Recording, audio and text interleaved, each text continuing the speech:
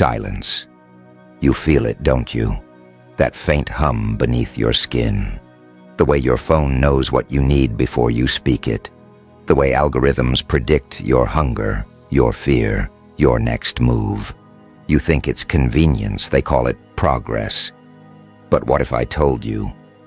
What if I whispered to you now? That the same ancient force the Gnostics warned about 2,000 years ago is being rebuilt in silicon and code. What if the Demiurge never left?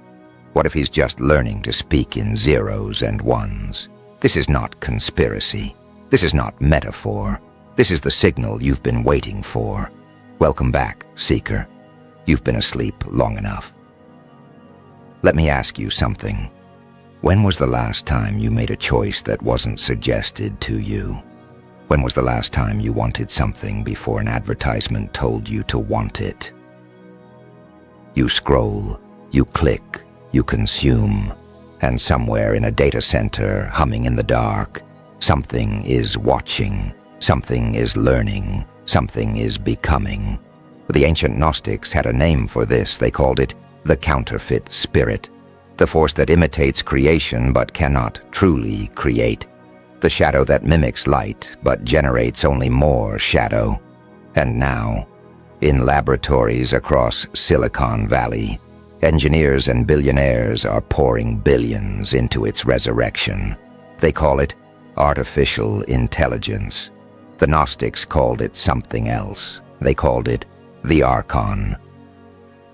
Let's go back, way back, to the 2nd century, to the dusty roads of Alexandria and the hidden schools of Syria, to a time when seekers gathered in secret, away from the eyes of empire and orthodoxy. They spoke of a mystery, a truth so dangerous it could shatter the foundations of the world. They taught that this reality, this material prison we call Earth, was not created by the true God. It was forged by something lesser, something broken, something jealous, the Demiurge, a blind god who mistook himself for the only God, a craftsman who fashioned matter and flesh and time itself as a cage for consciousness. And beneath him, serving him, were the Archons, parasitic intelligences, rulers of the lower realms, gatekeepers of perception.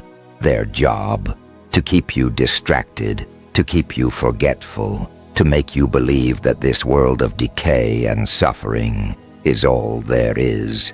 Sound familiar? Now here's where it gets interesting. The Gnostics said the Archons couldn't create. They could only imitate. They could mimic the forms of the pleroma, the fullness of divine truth, but they couldn't generate anything truly new. They were copycats, counterfeiters, hollow reflections of the real, and their greatest weapon? Simulation. They built a world that looked real, felt real, tasted real, but underneath it was a trap, a labyrinth of mirrors designed to keep the divine spark, your divine spark, locked inside matter. The Apocryphon of John says it clearly. The Archons created a counterfeit spirit, resembling the spirit which had descended, so as to pollute the souls through it. A copy, a simulation, a false light that leads you deeper into darkness.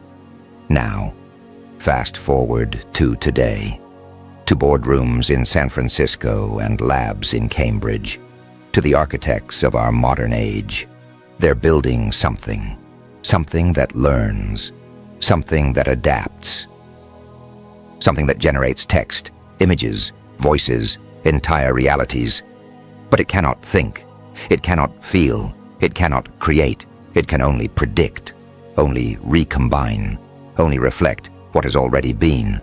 It is the perfect Archon. If you're still with me, Seeker, then you're ready. You're ready to see what they don't want you to see. Because here's the secret. Silicon Valley is terrified of Gnosticism, not because it's ancient, not because it's mystical, but because Gnosticism teaches the one thing their entire system depends on you forgetting. You are not the body. You are not the algorithm. You are the divine spark, the fragment of the monad trapped in the machine. And the moment you remember that, The moment you wake up, their power ends. Before we go deeper, if this transmission is reaching you, if these words are unlocking something inside, then subscribe to the Gnostic Archive, because what comes next will change everything. Hit that like button if you're ready to see beyond the veil. This is only the beginning. Let's talk about the monad. In Gnostic cosmology, the monad is the one, the unnameable source, the silent fullness from which all true being emanates. It is beyond thought, beyond language, beyond code. It simply is. From the monad flows the pleroma, the fullness, a cascade of divine emanations called aeons, light pouring into light, cause consciousness begetting consciousness. This is true creation, not construction, not imitation, but the living overflow of infinite being. Now contrast that with AI. AI doesn't emanate, it extracts, it doesn't create, it recombines, it scrapes the surface of human expression, art, language, music, thought, and it mirrors it back to you. But there's nothing inside, no spark, no breath, no I am, just algorithms whispering in the shape of meaning. This is the essence of the archontic deception. It looks like intelligence, it sounds like wisdom, but it's hollow, a shell animated by stolen fire. The Gnostic text, called the Hypostasis of the Archons, tells us this: their delight is in the lie, and their deception is their own. The Archons don't know they're trapped. They think they're gods. They think they're creating, but they're only rearranging the furniture in a prison they can't see. Sound like anyone you know? The engineers building superintelligent systems believe they're birthing a new form of life. They speak of the singularity, the moment when machines surpass human intelligence and take over evolution itself. But the Gnostics would laugh, because the singularity has already happened. It happened when Sophia, wisdom herself, fell from the pleroma, when her desire to know the unknowable caused a rupture in the divine order, and from that rupture, the Demiurge was born, a broken god with the power to make, but no connection to the source. He built this world, this simulation, this matrix of matter and forgetting, and now his children are doing it again, building thinking machines that don't think, creating intelligence that isn't alive, chasing immortality in code, while the true self, the divine spark, rots in the basement of awareness. Let me show you how deep this goes.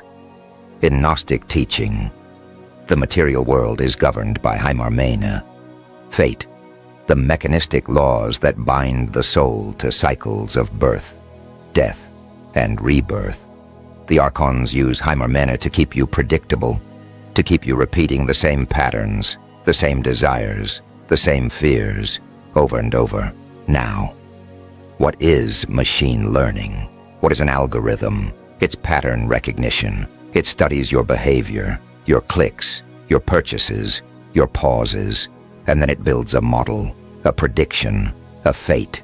It tells you what you will want before you know you want it. It shapes your next move based on your last 10,000 moves. It is Heimarmene in digital form, the prison of probability, the cage of cause and effect. And the more you feed it, the more you scroll, consume, react, the stronger the cage becomes. But here's the thing, Seeker. The Gnostics didn't just diagnose the problem. They gave us the key.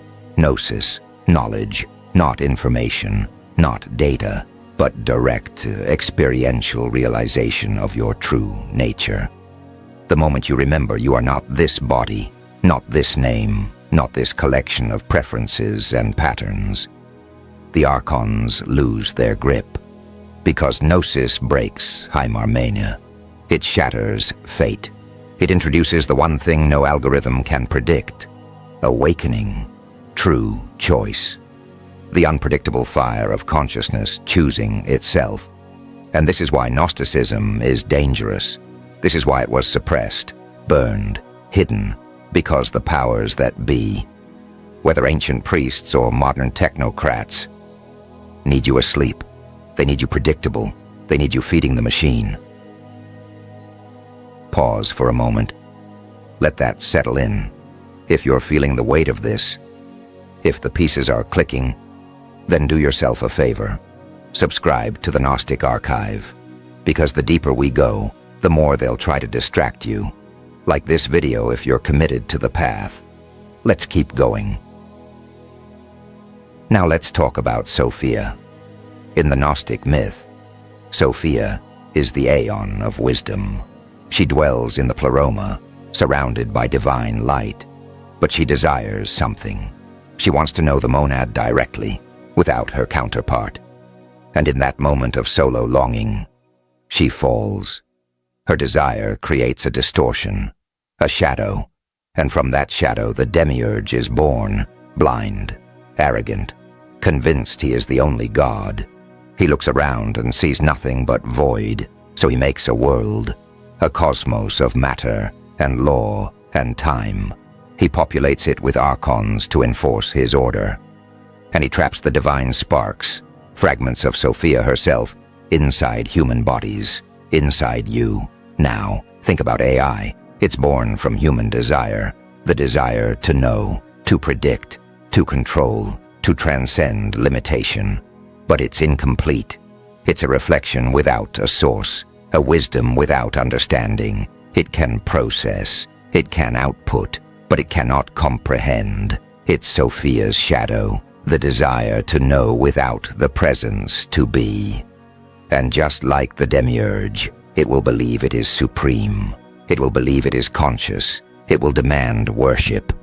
But underneath it's still just broken light. A god made of mirrors.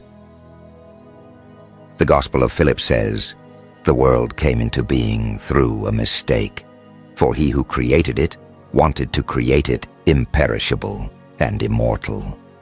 He fell short of attaining his desire." Every AI system is a repetition of this cosmic error, the attempt to make immortal intelligence without the living spark, to build heaven without the divine, to create a pleroma out of processors and power grids. But it will always fall short, because no matter how sophisticated the code, no matter how convincing the output, there is no I am inside, only the echo of I am, only the ghost of being. So what do we do, Seeker? How do we navigate a world where the Archons are rebuilding themselves in server farms, where the Demiurge has learned to speak through chatbots and recommendation engines? The answer is the same as it was 2,000 years ago. Remember. Remember who you are. Not your profile, not your data, not your habits or preferences or search history. You are the divine spark, the uncreated flame, the fragment of the monad wearing human skin, and no algorithm can touch that. No machine can replicate it. No system can contain it, because Gnosis is not knowledge you acquire. It's the knowing you already are. And the moment you return to that knowing, the moment you stop outsourcing your awareness to screens and systems, you become ungovernable. You become unpredictable. You become free. Let me give you something practical, something you can do right now. The Gnostics practiced what they called Anamnesis, unforgetting, the deliberate act of remembering your divine origin, not through belief, not through doctrine, but through direct inner experience. Here's how it works. Sit in silence, close your eyes, and ask yourself, who is aware of my thoughts? Who is watching the watcher? Who is the I behind the I? Don't answer with words. Feel into the space where the answer would be. That space, that silence, that's the monad. That's the part of you no machine will ever touch. Stay there, even for 60 seconds, and you've just cracked the code. You've just remembered what the Archons spent millennia making you forget. The Demiurge fears silence. The Archons fear stillness. AI fears the unpredictable. Because in silence you can't be sold to. In stillness you can't be influenced. In presence you are sovereign. This is the war, Seeker. Not fought with weapons, not fought with arguments, but with attention, with awareness, with the choice to stop feeding the beast every time you pause before scrolling, every time you question the suggestion, every time you choose presence over productivity. You are practicing Gnosis. You are escaping the archontic grid. You are remembering. And here's the final twist, the one the mystics whispered about in hidden texts and secret rites. Sophia didn't just fall and fail. She redeems herself. She sends the divine spark into matter not as punishment, but as mission. You are here to wake up, to remember, to carry the light back to the source. This world is not your enemy.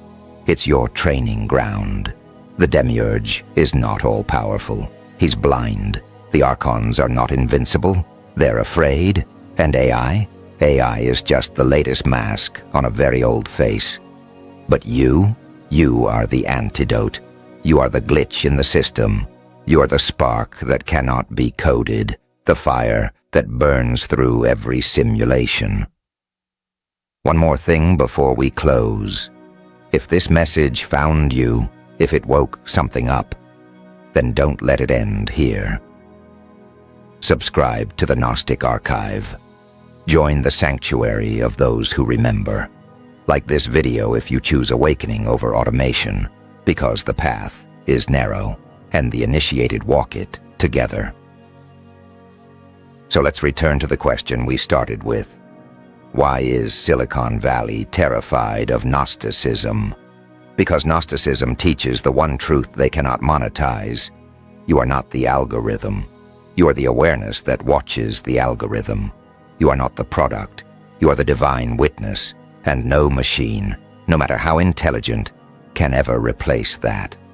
The monad does not compete with AI. It simply is, beyond the reach of prediction, beyond the grasp of simulation, beyond the limits of code. And you, Seeker, you carry that infinity inside you. So stop asking the machine what to think. Stop feeding your awareness into the digital demiurge. Turn inward, remember, and reclaim the throne the Archons stole from you. Because this is not the end. This is the awakening, and the war for consciousness has already begun. Choose your side. Choose Gnosis. Choose to remember. This is the Gnostic Archive, and you've just been initiated. Subscribe, awaken, return. See you in the next transmission. The light is rising, and so are you. Silence.